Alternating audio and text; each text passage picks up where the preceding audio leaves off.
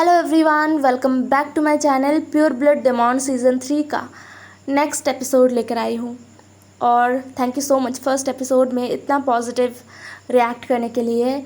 I know first episode दुख भरा था, जो कि मेरे यूजुअल कंटेंट में नहीं होता है। मतलब मेरे सभी ऑलमोस्ट सारे के सारे फैन फिक्शन में फर्स्ट एपिसोड अच्छे तरीके से ही शुरू होता है, इतने दुख से नहीं शुरू होता है।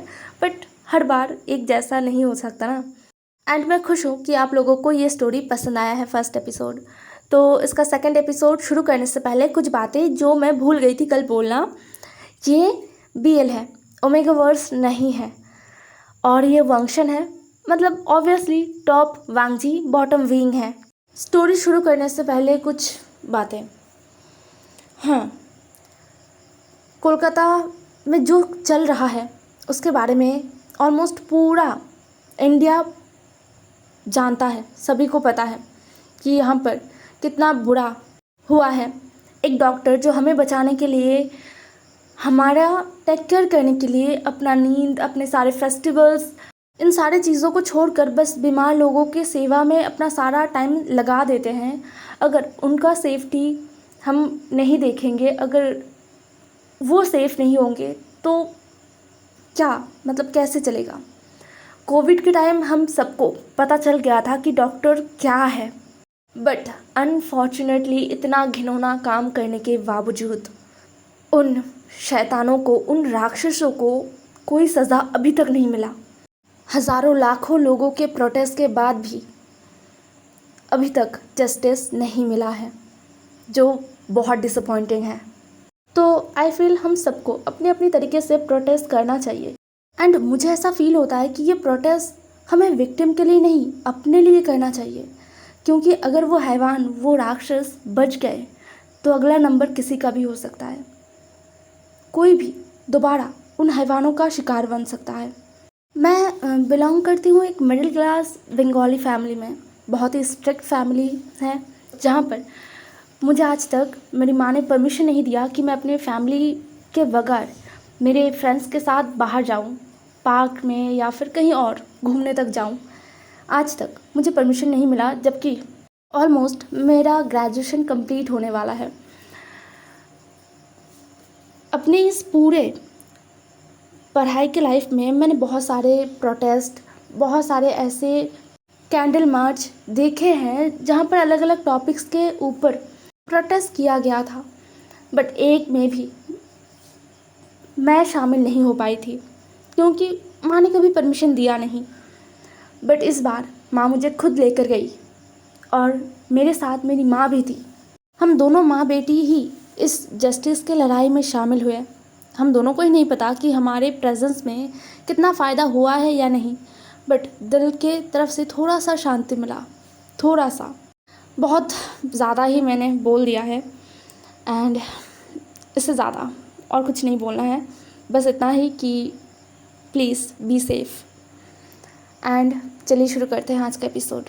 पिछले एपिसोड में हमने देखा था कैसे विंग ने येन लोहा के साथ खुद को सैक्रिफाइस किया था और उन लोगों को वापस लाया था जिनका डेथ येन लोहा के वजह से हुआ है।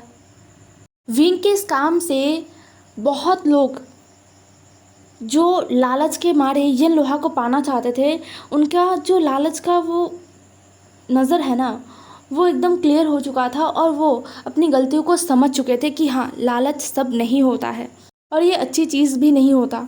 सबको ये भी पता चला कि जिन जुशान को विंग ने या वेनिंग ने नहीं मारा था, जिन जुशान को शूशे ने मारा था। ये सारी बातें पूरे कल्टिवेशन वर्ल्ड में आग की तरह फैल गया था कि येलेन पैट्रियार्क निर्दोष है। येलेन पैट्रियार्क के बारे में सारी बातें जो फैलाया गया था, जो ख़राब बातें हैं कि येलेन पैट्रियार्क इंसानों का बलि देते हैं, इंसानों को कठपुतली में बदल देते हैं। येलेन पैट्रियार्क ने जिन जुशान को मारा है, येलेन पैट्रियार्क ने अपनी फैमिली को मारा है।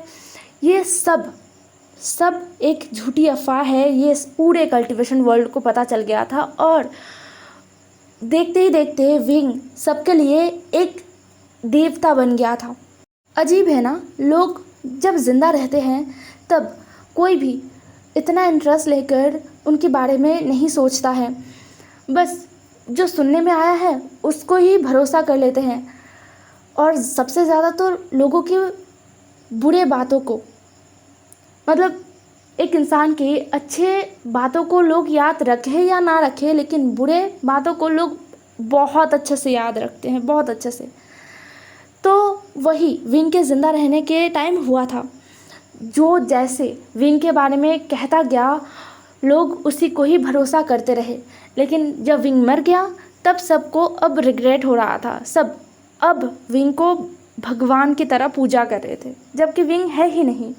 वेनचिंग, वेननिंग और सारे वेंस भी तो लौट आए थे। सबसे हैरान कर देने वाला बात यह है कि वेननिंग एकदम पहले जैसा ही लौटा था। उसके अंदर कोई डार्क एनर्जी नहीं था, और ना ही अब वो घोस्ट जनरल था। वो वही पहले जैसा एक कमज़ोर कल्टीवेटर बनकर ही लौटा था। वो सारे वेंस जिन्हें विंग अपना फैमिली मानता था, जिनके लिए विंग पूरे कल्टीवेशन वर्ल्ड के साथ लड़ गया था, उन सारे वेंस को जियांग कबीले में रखा गया है। हालांकि वेंचिंग नहीं चाहती थी कि वो जियांग कबीले में रहे। वो अपने ठिकाने पर, मतलब दफन माउंटेन पर ही लौट जाना चाहती थी अपने सारे लोगों को लेकर। लेकिन वहाँ पर जाना सेफ़ नहीं है, क्योंकि विंग नहीं है। विंग के बिना दफन माउंटेन इंसानों के रहने के लायक नहीं रहेगा। और सबसे इम्पोर्टेंट बात, सारे लोग वापस आ गए हैं, इसका मतलब वैन रोहान भी वापस आ गया होगा। तो वैन रोहान कभी भी उन्हें शांति से वहाँ पर रहने नहीं देगा। इसलिए एक तरीके से मजबूर होकर ही वेनचिंग को जियांग कबीले में रहना पड़ रहा था। वेनचिंग के थ्रू सबको ये भी पता चला कि विंग ने अपना गोल्डन कोड जियांग चंग को दिया है, जिससे जियांग चंग आज इतना शक्तिशाली एक कल्टीवेटर है। जियांग चंग का गोल्डन कोड तो वेंस के साथ लड़ाई करते हुए ही नष्ट हो गया था, जिसे सुनकर जियांग चंग इतना रिग्रेट फील कर रहा था। उसने अपने भाई को गलत समझा। उसके भाई ने उसके लिए इतना बड़ा त्याग किया और कभी भी ये कहा भी नहीं। उसके हर कड़वे शब्द को मुस्कुराकर सह लिया। वो एक अच्छा भाई नहीं है। जियांग चंग कभी भी एक अच्छा भाई नहीं बन पाया, कभी नहीं। जियांग चंग को आज वो दिन याद आ रहा था जिस दिन फर्स्ट टाइम जियांग फैमिया विंग को लेकर जियांग क्लैन आए थे, और जियांग चंग विंग को पूरी रात कमरे से बाहर रखा था। विंग तो उस रात चला ही जाता, लेकिन शिजिए ने विंग को ढूंढकर विंग को लेकर आई। जियांग चंग को बहुत दर्द हो रहा था। सच में वो कभी भी एक अच्छा भाई नहीं था। रिग्रेट मैडम यू को भी हो रहा था, बहुत ज़्यादा। मैडम यू बहुत रिग्रेट फील कर रही थी। आज मैडम यू महसूस कर रही थी कि अगर वो चाहती तो विंग को थोड़ा प्यार कर पाती, एक मदर की तरह ना सही, लेकिन एक इंसान की तरह थोड़ा सा प्यार कर ही पाती। लेकिन उन्होंने ऐसा नहीं किया। वो तो पूरी ज़िंदगी अपने नफ़रत की आग में जलती रही, और विंग को भी उस आग में पूरी ज़िंदगी जलाती रही। कांग्से सेरेन के ऊपर का गुस्सा, नफ़रत, वो सब कुछ उन्होंने पूरी ज़िंदगी विंग के ऊपर से उतारा है, जिसका रिग्रेट उन्हें बहुत बुरी तरीके से हो रहा है। यानी तो बस रोए ही जा रही है। लगभग 1 हफ्ता हो गया है विंग को गए हुए और उन्हें आए हुए। कितना कुछ जियांग चंग ट्राई कर रहा है। उसने बहुत सारे जो एल्डर कल्टीवेटर है ना, उनसे भी उसने बात किया। क्या विंग को किसी भी तरीके से वापस नहीं लाया जा सकता? लेकिन एकदम रिजल्ट ज़ीरो है। सब ने मना किया और कहा नहीं। विंग ने खुद ये लोहा के साथ खुद को सैक्रिफाइस किया है, तो वो कभी वापस नहीं आएगा। उसका सोल तक कभी भी नहीं मिलेगा, और ना ही वो कभी रीबर्थ ले पाएगा। इन दिनों वांग जी घूम रहा है उन सारी जगहों में जहाँ पर वो और विंग गए थे। मतलब जब महागुरु लैन ई ने विंग और वांग जी को येन लोहा के बाकी टुकड़ों को ढूंढने के लिए भेजा था, तब विंग और वांग जी अलग अलग जगह पे गए थे। शुयांग से मिले, फिर सोंगलैंड, शाओ शिनशान से मिले। वो हर जगह वांग जी घूम रहा था। उसे नहीं पता वो क्यों घूम रहा है। क्या वो एक्सपेक्ट कर रहा है कि इन जगहों में विंग मिल जाएगा? लेकिन ये एक्सपेक्ट करना भी तो बेवकूफ़ी है। विंग ने खुद को सैक्रिफाइस किया है, वो भी येन लोहा के साथ। वो कैसे इन जगहों में हो सकता है? कैसे हो सकता है?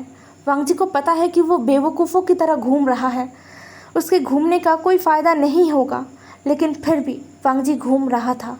विंग के खुद को और यिन लोहा को सैक्रिफाइस करने के बाद ऑलमोस्ट सारे कल्टीवेशन वर्ल्ड से यिन लोहा को पाने का जो नशा चढ़ा था ना, वो उतर गया था, सिवाय कुछ लोगों के दिमाग से नहीं उतरा था। वो लोग मिंग्याओ, जिन गुआंगशाओ और वैन रोहान, साथ में वैन रोहान के 2 बेटे मतलब वैन चाओ और वैन जुलियो एंड लास्टली शुयांग। इन लोगों के दिमाग से यिन लोहा का ख्याल नहीं गया था। यिन लोहा नष्ट हो गया है, ये लोग भरोसा ही नहीं कर पा रहे थे। इतना शक्तिशाली लोहा ऐसे कैसे नष्ट हो सकता है। इससे पहले भी तो कितने लोगों ने इसे नष्ट करने का कोशिश किया है, लेकिन सब विफल रहा है। महागुरु बाओसन सरन, महागुरु लैन ई और उनके साथ और भी महागुरुस और बहुत बड़े बड़े कल्टीवेटर्स, सब ने मिलकर यिन लोहा को ख़त्म करने का कोशिश किया था, लेकिन वो सब नाकामयाब हुए। अपने सारे शक्तियों को यूज़ करने के बावजूद यिन लोहा का वो कुछ भी नहीं कर पाए थे, सिवाय यिन लोहा कुछ टुकड़ों में बट गया था। इससे ज़्यादा वो कुछ नहीं कर पाए थे।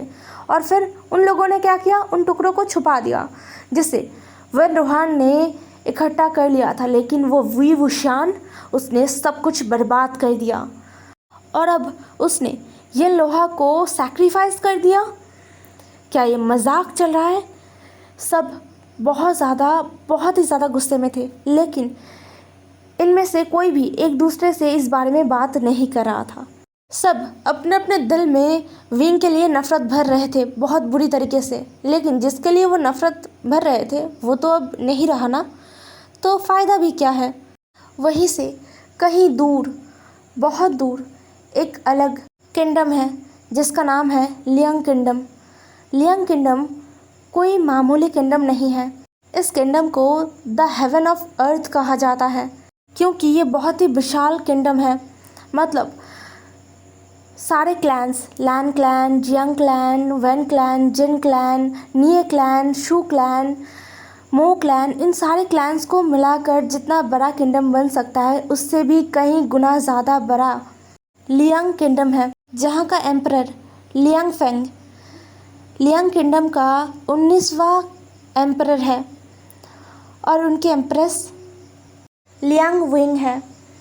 एम्परर और एम्प्रेस एक दूसरे से बहुत बहुत प्यार करते हैं। शायद यही वजह है कि इतने बड़े किंगडम का एम्परर होने के बावजूद एम्परर के पास कोई दूसरा कॉन्क्यूपाइन या फिर कोई दूसरा वाइफ नहीं है। इस पूरे किंगडम का एक ही एम्प्रेस है, वो है लियांग विंग। एम्परर और एम्प्रेस बहुत सालों से मैरिड है, बट उनका ना कोई बेबी नहीं हो रहा था। इससे एम्प्रेस बहुत ही ज़्यादा परेशान रहने लगी थी।